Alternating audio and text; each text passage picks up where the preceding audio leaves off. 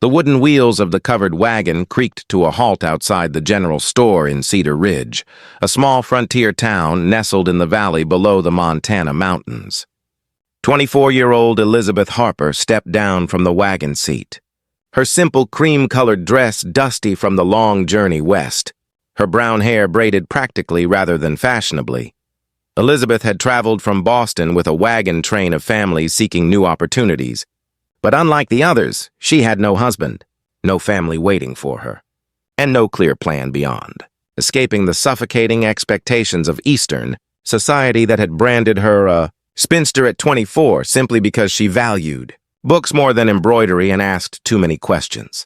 For a woman of her station, standing on the wooden porch of Harrison's general store was 32-year-old rancher Samuel Harrison, a weathered man whose brown leather coat and wide-brimmed hat spoke of years spent working the land. Behind him, peeking around the doorframe, were two young girls, 10-year-old Ruth with her serious blue eyes, and 7-year-old Mary with golden curls that reminded everyone of her late mother. Samuel had been watching the wagon train arrive with more than casual interest. Word had spread through town that there was an unmarried woman among the travelers, and as a widower struggling to manage his ranch while caring for two young daughters, he found himself considering possibilities that would have seemed unthinkable just a year ago. "Miss," Samuel called out as Elizabeth gathered her few belongings from the wagon. "Might I have a word?" Elizabeth turned to face this stranger, immediately noting the respectful distance he maintained and the two children who watched her with curious, hopeful eyes. "I'm Samuel Harrison," he said, removing his hat politely. "These are my daughters, Ruth and Mary. I understand you're traveling alone?" "Elizabeth Harper?" she replied cautiously. "Yes, I'm traveling alone, though I'm not sure what business that is of yours, Mr. Harrison." Samuel appreciated her directness. Most Eastern women would have been flustered or offended by such a forward question, but Elizabeth met his gaze steadily. "I'll speak plainly, Miss Harper. My wife died 18 months ago, and I'm struggling to manage my ranch while properly caring for my girls. They need a woman's guidance, and I need a partner who can help run a household and teach them the things a father can't." Elizabeth felt a flutter of both interest and wariness. "And you're telling me this because I believe you might need shelter and stability, and I need someone reliable and intelligent to help raise my daughters. It would be a practical arrangement, beneficial to both of us." Ruth stepped forward with the seriousness that came from taking on too much responsibility too young. "Papa's been trying to braid my hair, but he's not very good at it. And Mary misses having someone read to her at bedtime." Elizabeth looked at these two motherless children and felt something stir in her chest. She had always loved children and had expected to have her own someday, before her unmarried status had made that dream seem impossible. "Mr. Harrison, are you proposing marriage to a complete stranger?" she asked with characteristic bluntness. "I'm proposing a partnership," Samuel replied honestly. "Marriage for practical reasons, with the understanding that we would both work to build something good for the children. I won't lie to you about romance or pretend this is anything other than what it is. Two people helping each other survive and hopefully thrive." Elizabeth considered his words carefully. The alternative was to continue west with no clear destination and dwindling resources, hoping to find work as a governess or teacher in a society that offered few options for unmarried women. "What would you expect from such an arrangement?" she asked. "Help managing the household, teaching the girls reading and mathematics, partnership in making decisions about the ranch and family. In return, you'd have a home, security, and the legal protection of marriage. And personal autonomy? Would I be expected to simply obey without question?" Samuel smiled slightly at her directness. "Miss Harper, any man who expected you to be silent and obedient clearly hasn't been paying attention. I need a partner, not a servant, someone who can think for herself and help solve problems." Over the next several days, while the wagon train resupplied in Cedar Ridge, Elizabeth spent time with Samuel and his daughters. She helped Ruth with her letters, taught Mary to braid friendship bracelets, and observed how Samuel interacted with his children with patience and genuine affection, despite his obvious exhaustion. "Why did you come west?" Ruth asked one evening as Elizabeth helped her prepare for bed. I wanted to find a place where I could be useful, Elizabeth replied honestly. Back east, people thought I read too many books and asked too many questions for a woman. Papa says questions are how we learn things, Mary chimed in from her small bed. He says smart people always want to know more about the world. Elizabeth found herself moved by the practical wisdom of this frontier family. Samuel treated his daughters as intelligent beings worthy of respect, and the girls had learned to value learning and curiosity rather than just appearance and compliance. On her last night with the wagon train, Elizabeth made her decision. Mr. Harrison, she said as they sat on the porch steps while the girls played nearby, I accept your proposal, but I have conditions of my own. I'm listening. I want to continue the girls' education beyond basic reading and arithmetic. I want them to understand that they can think for themselves and make their own choices about their futures. Agreed. And I want to be a genuine partner in decisions about the ranch. I may not know about cattle and horses yet, but I can learn, and I have experience managing household finances and planning. Samuel nodded. I hoped you'd want to be involved. Running a ranch takes more than just physical work. One more thing, Elizabeth continued. If this arrangement is to work, we need to be honest with each other. About expectations, problems, feelings. I won't pretend to be someone I'm not. I wouldn't want you to, Samuel replied seriously. I need someone genuine, not someone playing a role.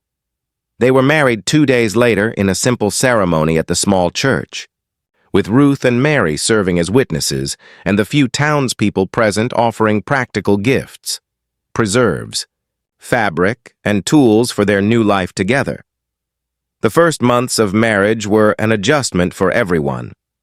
Elizabeth learned to manage a frontier household, from preserving food to treating minor injuries, while Samuel discovered that having an intelligent partner meant his evening conversations extended far beyond discussions of weather and livestock.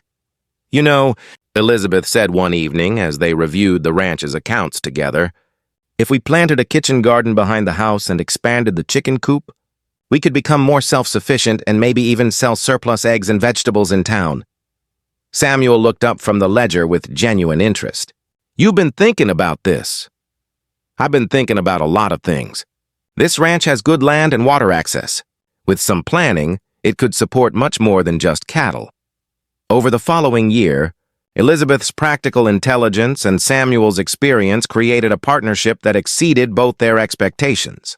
The ranch became more profitable, the girls thrived under Elizabeth's patient teaching, and the family developed the kind of comfortable rhythm that comes from people who respect and support each other. Elizabeth, Ruth said one evening as they worked on lessons together, are you glad you married Papa?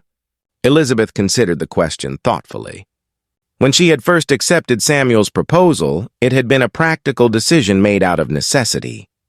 But somewhere along the way, their partnership of convenience had grown into something deeper. Yes, Ruth, I'm very glad, she replied honestly. Your father is a good man, and you and Mary have become the daughters I never thought I'd have. Do you love Papa? Mary asked with the directness inherited from both her father and her new stepmother. Elizabeth felt her cheeks warm, but she answered honestly. I do love him, Mary. It happened gradually as I got to know what a good father and partner he is. Love doesn't always happen the way it does in storybooks. That evening, as Elizabeth and Samuel sat on the porch after putting the girls to bed, she found the courage to voice what she had been feeling for months. Samuel, our arrangement has become more than either of us initially planned. He looked at her in the lamplight, noting the way her practical wisdom had revealed itself as a kind of beauty that had nothing to do with fashion or social expectations. I've been thinking the same thing, he admitted. When I proposed this marriage, I thought I just needed help with the ranch and the girls. I didn't expect to find a true partner, someone who could challenge my thinking and make me want to be better. And I didn't expect to find someone who valued my mind as much as my ability to manage a household, Elizabeth replied. Samuel reached for her hand, a gesture that had become natural over their months together. Elizabeth, what started as necessity has become choice. I love you, not just for what you do for our family, but for who you are. I love you too, she said simply. We built something real from something practical. 2 years later, as Elizabeth watched Samuel teach 4-year-old Thomas to ride while Ruth and Mary helped with the expanded garden that had become one of the most productive in the county, she reflected on how much their lives had changed since that first practical conversation outside the general store. Their marriage had proven that love could grow from respect, partnership, and shared commitment to building something meaningful together. They had created a family based not on romantic idealization, but on genuine appreciation for each other's strengths and the willingness to work together toward common goals. Mama Elizabeth, Mary called from the garden, using the name that had evolved naturally over time. Come see how big the tomatoes are getting. Elizabeth smiled, understanding that the most lasting love stories weren't always the ones that began with passion, but the ones that were built day by day through shared work, mutual respect, and the choice to keep choosing each other even when the initial reasons had evolved into something much deeper and more sustaining. Sometimes the most practical decisions lead to the most profound transformations, and sometimes the arrangements we make out of necessity become the foundations for the lives we never dared to dream possible.